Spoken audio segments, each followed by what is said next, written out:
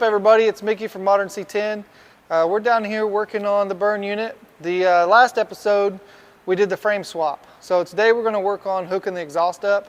The original frame from Bougie had the 3-inch stainless exhaust, and the new motor come with some Lemons headers that have a 4-inch collector on them. So we're going to figure out what we got to do to hook all that stuff up. So let's get to it.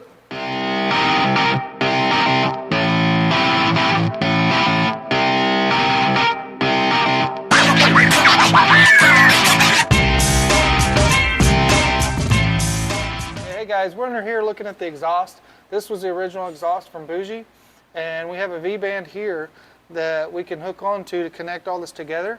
We are going to add a resonator in here, so I might end up moving this back to leave room for the resonator. And then the collector side is 4 inches. So we got some V-bands, some 4-inch V-bands from Vibrant, and a transition cone. One problem I did see though, right off the bat, is that the V-bands are different. This is a Vibrant V-band. I don't know where this came from, but they don't actually hook up together. Fortunately though, I bought the whole V-band assembly, so I have the other side of the Vibrant. I'm gonna have to cut this back and weld the whole assembly on here. And what I'm gonna do, we're gonna change the angle of this V-band when we put this up here. So if you notice, the headers are kind of hanging down at an angle. Whenever I put the new V-bands on, I'm going to cheat that angle a little bit so that we square up the V-band, and then we can make this transition up to the top a lot easier. Hey guys, what I'm going to do is put my angle finder up on the original pipe, zero it out, and then I'm going to check the collector and see where it's at and make modifications to the collector to get in the same plane as the existing pipe, just so that it's easier to fabricate this piece. So we're going to go ahead and put this up here, check it. It's actually at 0. So when we check the collector,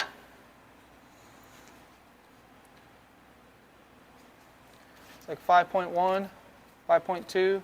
So what I'll do is miter the collector off at 5.2 and weld the V-band on there at that angle from the collector. So it's not going to actually be squared to the collector. I'm going to cheat it just a little bit to get us back in the correct plane with the original pipe up here. So it'll just make it easier to fabricate, and it also won't have it running downhill whenever we extend this pipe out to make that. It's not going to be running downhill. So it'll actually be back up level with the rest of the piping. It's just the way they design these headers. I'm not sure why, but they actually hang down at a 5-degree angle. It was a lot worse before we corrected the engine and transmission angle. So us raising the transmission up and getting the correct angle on a drive shaft to the pinion, it actually raised this up quite a bit too, because this was down probably another 3 or 4 degrees. Here we are, we're going to go miter that off, put our new V-band on, and start fitting our pipe.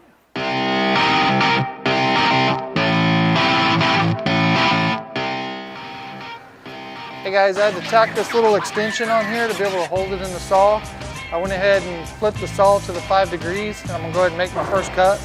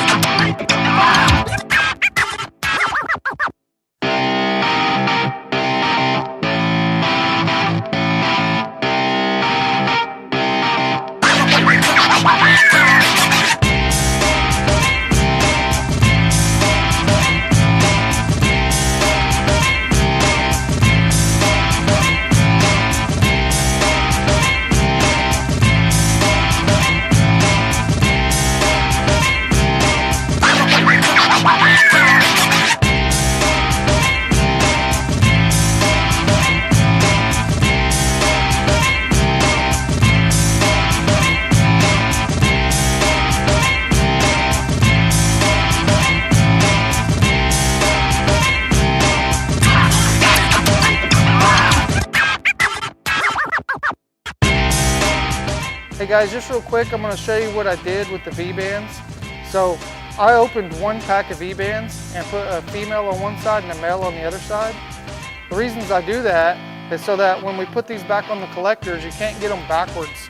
So they'll mate up with the exhaust on the correct side no matter what, because the exhaust will be the opposite side. So if you switch these, it's not going to mate up. You'll know you got them on backwards. I've just ran in that before where these collectors or pieces of the exhaust won't go back in. It's because they matched up the V-bands and then they have them on the wrong side. So I kind of like to make them directional so that they won't go back on wrong and I don't get a customer calling me telling me that stuff doesn't fit. Also, what I like about doing it that way is when we got these collectors, both of the collectors had male V-bands on them. So for me to come in here and add to the exhaust, I have to buy 2 more sets of V-bands versus if they would have done it the way I set it up to where it's male and female, you could just buy 1 more V-band set and it would still be male and female and they would go on there. But like the way they came, they're both male, and so I would have had to buy 2 sets to get the females out of the 2 sets, and then I would have wasted the males. Well, so I hope that makes sense to you guys. It just helps us if you're ever adding something later onto your exhaust that you don't have to buy 2 sets of these to get the male and females out of them if you need 2 males, you know, or 2 females. To me, it just makes more sense to do it the way we did it here. So guys, on a side note, we did end up buying stainless flanges, and we used stainless rods to weld them onto the mild steel collector. There's not going to be a problem with that. When we're done, what we'll do is we'll sandblast these collectors and we'll put the ceramic paint back on them just like they were, and it'll never make a difference that these are stainless or that it was welded with stainless wire.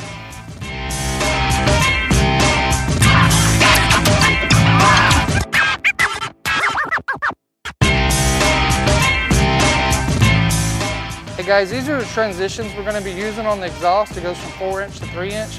I just wanted to show you guys the quality of these things.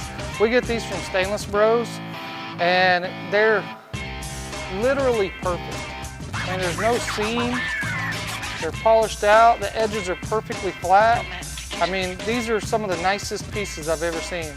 We've gotten them before where they're just a rolled piece of metal that's just half-ass welded together and paper thin, but these things, I believe they're like somewhere around 12 gauge or so, maybe 14 gauge. It's probably more like 14 gauge, but man, they are nice. I wanted to show you guys that right quick. We get these from Stainless Bros.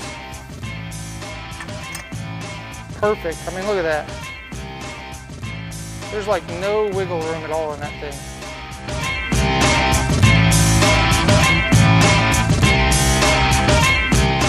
Hey guys, what else we'll show you in other videos a little further down the road is on stainless, if we have a butt weld like that, we'll purge all of our stainless with argon. But if we're just welding on a flange like this, the back side is not really ever seeing any oxygen, so there's really no reason to purge it if it's a flange like this that slides over the tube. So well, these right here, we're not going to purge these, but like I said, if it was a butt joint like that, we would.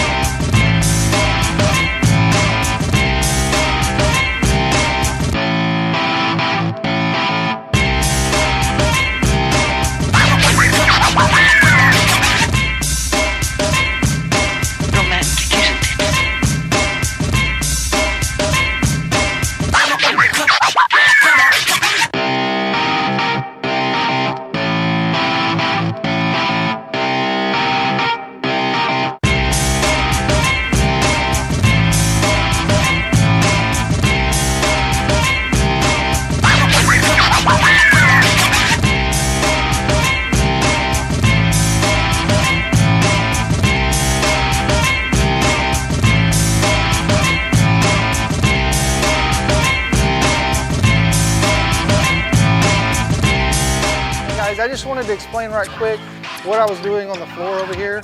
I was basically dropping down plumb bobs from the existing pipe and the headers and getting some dimensions of their location under the truck. And I basically am replicating that on the table so I don't have to work above my head and I don't have a blind spot across the top of the exhaust whenever I'm underneath there. And I can do it all on the table right here. Basically, I'm replicating the height change in the exhaust, I'm replicating the transmission cross member and the offset from side to side. And I just took some dimensions, mapped it all out on the table, and it just basically makes it a lot easier for me to fit it up on the table rather than being under the truck, and I can get it pretty much exact right here.